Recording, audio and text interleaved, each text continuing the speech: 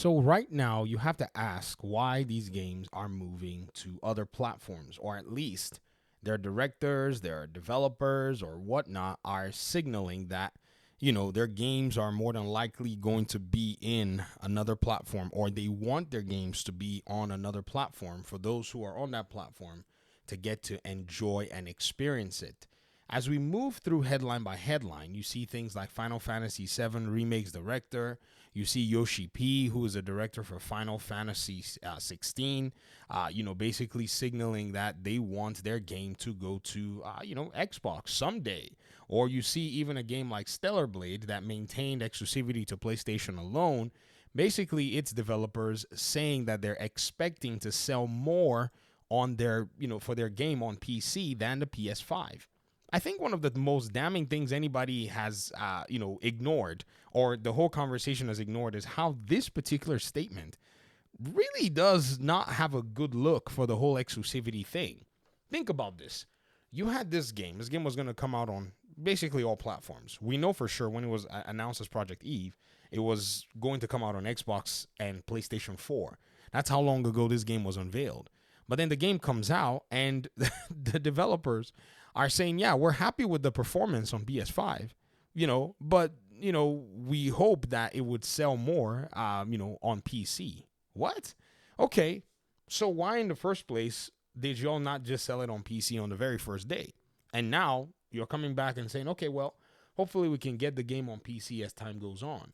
Then as time was going on and all these things were taking place, you saw Death Stranding make its way to Xbox, Series X and Series S.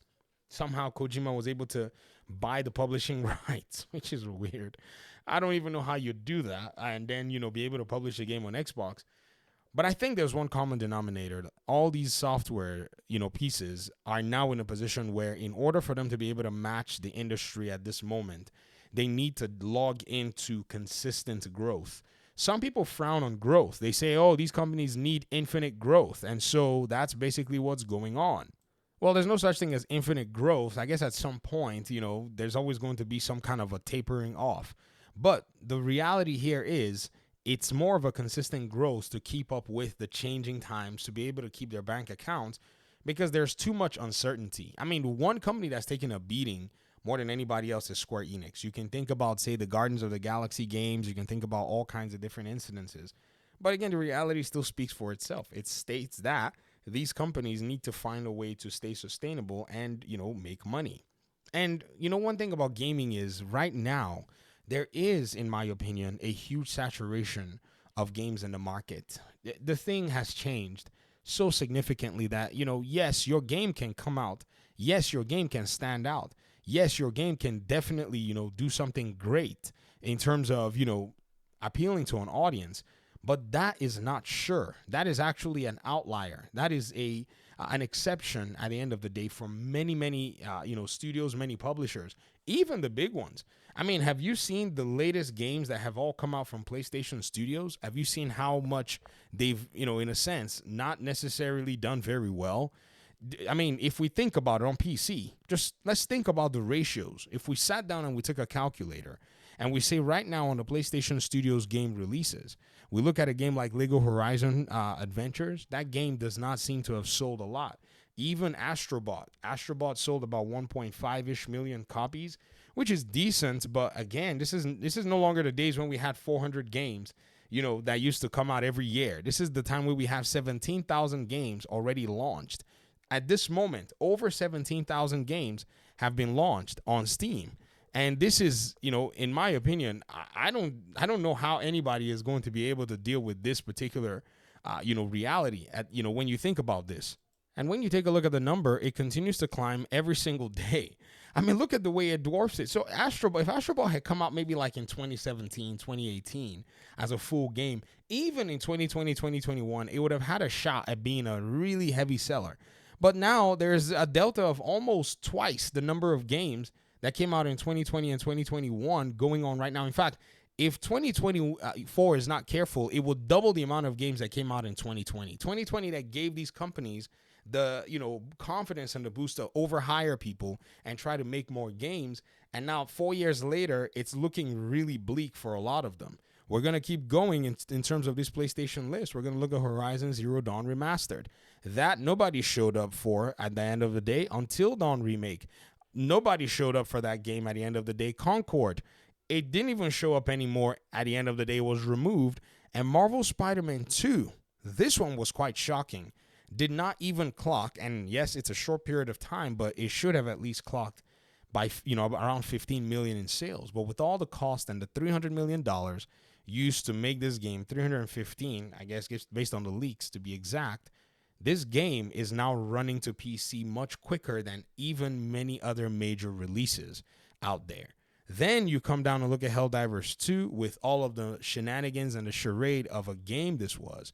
And Ghost of Tsushima did well. That's the one game that I say, yes, I think it did decently well. But look at the theme. Look at the way the game is actually positioned.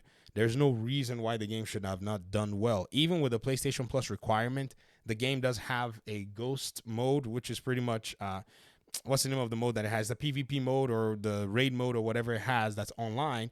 So I guess people could actually, in a sense, understand that, but the other single player games have basically been snobbed. God of War Ragnarok, a lot of people just looked at it and said, nah, we're going to do something different with our time and with our money. So I think what's going on right now and the way you're seeing a lot of these, studios bring their games out here, yes, I think it spells the end of exclusivity overall because the games will eventually come. Now, is it going to usher in the days of day and date? Perhaps, but again, you have to think about what the benefits will be for everybody. How expensive are these games to make? Because if these studios and these publishers are spending, $200-300 million on these titles, and they're all getting beat out by Call of Duty, I think their best bet is to just keep their games, in an availability standpoint, and not come out and say some really strange things. Which to me, I'm happy that Shift Up actually did say this. They said this in this particular article. Shift Up, has said that it expects Stellar Blade sales on PC to exceed that of PS5. Like, this is damning to the entire narrative that somewhere somehow there's a healthy perspective on taking a game and locking a third-party game exclusive to one platform, be it Xbox, be it PlayStation, be it Epic Games, be it even Steam, which they don't, do that. But that's just, at the end of the day, a waste of time and a waste of everybody's time because your shareholders could have benefited from you having a game with big sales. And this is what Pearl Abyss is basically sidestepped. So hopefully next year, their game can actually see the benefit of bringing, their title to multiple platforms at the end of the day, and they're not bound or hamstrung by these other, companies. Because it's just so weird somehow. And not only has this been a problem, it's been championed by a lot of consumers because in their minds, all they want to do is to the forefront just bring titles of games and then yell and say, oh, this game is on our platform and it's not on yours. When in reality, a lot of these games seem like they're eventually going to come down to all the other platforms. And so what's going to be the common denominator here anymore? And the common denominator is going to be like, if I just chill long enough, I'm going to play for a sale. And so my backlog is basically going to go ahead and hold me from, for now, at least. And from now henceforth, I'm going to be chilling and just dealing with this.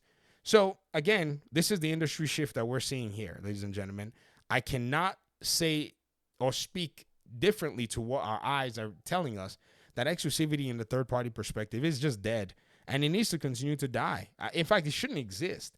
But, we'll still see people keep dabbling into it. Some people might out of desperation. Some people might out of sponsorship, just the fact that the companies come in and sponsor them. That's a reality. That's a possibility. But by and large, I think we're seeing now from third-party publishers that they've also even realized that there's just no need for their own games to basically be doing somebody else's bidding while they miss out on the main objective of their game, which is sales and expansion. Thanks for watching the video. Let me hear your thoughts in the comment section. Appreciate you guys' time and audience, and hopefully we'll talk pretty soon in another one. Peace out.